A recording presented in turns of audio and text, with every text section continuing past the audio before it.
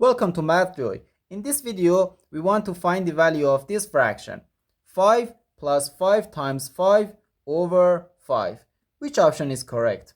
A, B, or C? Ready to solve? Let's go ahead and get started. Instead of this fraction, we can write parentheses, the numerator 5 plus 5 times 5 divided by denominator 5. No, we have this parentheses and this division. As we know, parentheses has higher priority than other operations. So first we have to handle these parentheses. Inside these parentheses we have this addition and this multiplication. According to the order of operations, multiplication has higher priority than addition. So first we have to do this multiplication. 5 times 5 gives us 25. So we have 5 plus 25 divided by 5.